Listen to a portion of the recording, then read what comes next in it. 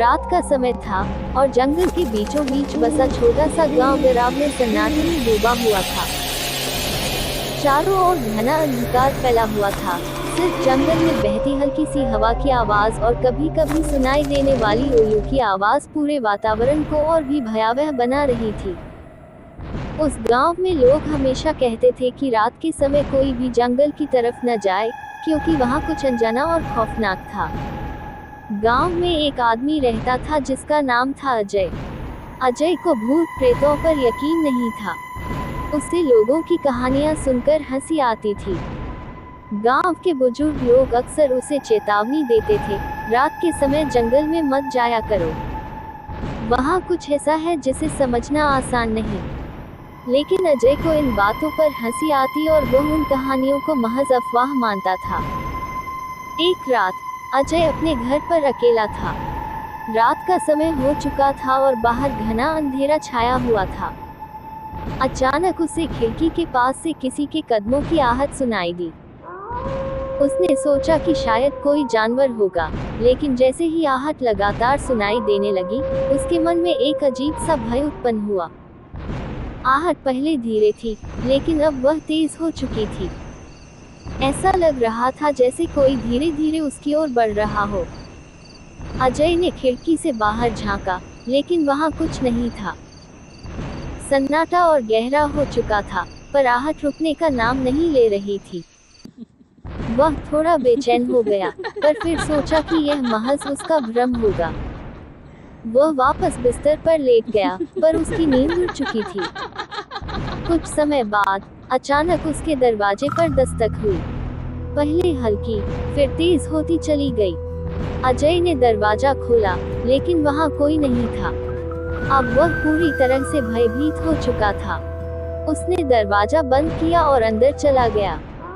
उसकी धड़कनें तेज हो रही थीं और पसीने की बूंदें उसके माथे से टपक रही थीं।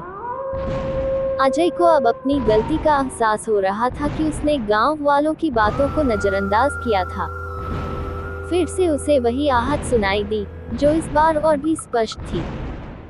उसे ऐसा लगा जैसे कोई उसके घर के अंदर ही चल रहा हो। उसके पैरों तले जमीन खिसकने लगी। उसने डरते हुए चारों ओर देखा, लेकिन कोई नहीं था। परंतु आहट थमने का नाम नहीं ले रही थी।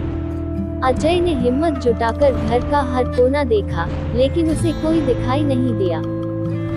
तभी अचानक उसे अपने पीछे किसी की सांसों की गर्मी महसूस हुई। उसने तुरंत मुड़कर देखा, लेकिन वहां कुछ नहीं था। उसके रोंगटे खड़े हो गए थे। उसे ऐसा लग रहा था जैसे कोई अदृश्य ताकत उसका पीछा कर रही हो। अजय को गांव की उन पुरानी कहानियों का ख्याल आया, जो उसने पहले मजाक में उड़ा दी थी। कहते थे कि गांव के पास वाले जंगल में एक बुरी आत्मा का निवास है, जो रात में लोगों को अपने जाल में फंसाती है। वह आत्मा लोगों की आहट पर चलती थी और उन्हें अपना शिकार बना लेती थी। अजय को अब समझ में आ रहा था कि शायद वही आत्मा उसके पीछे है। उसकी आंखें डर से चौड़ी हो गईं और उसके शरीर में थरथराहट फैल गई।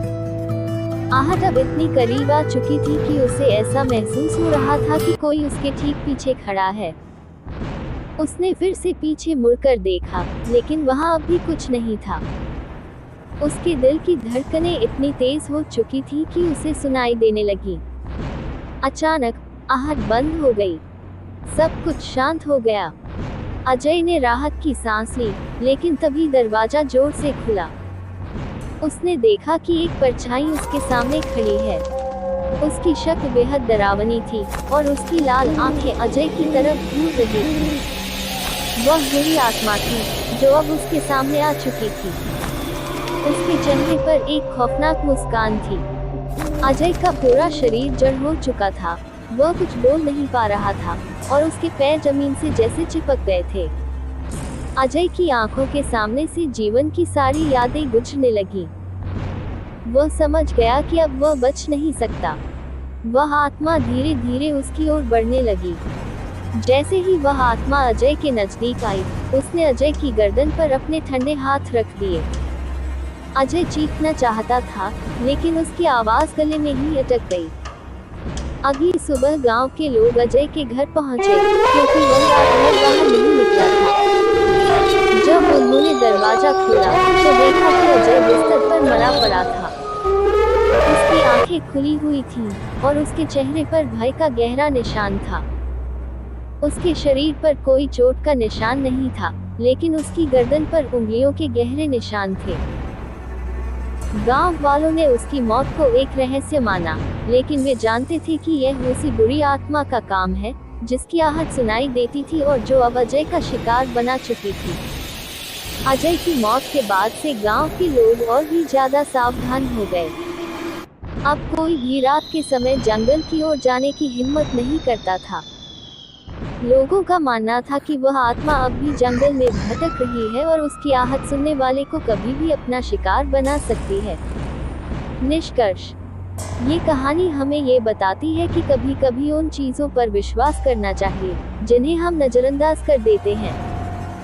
अजय ने गांव वालों की बातों को अफवाह समझा, लेकिन आखिरकार उसने अपनी गलती की भारी कीमत चुकाई।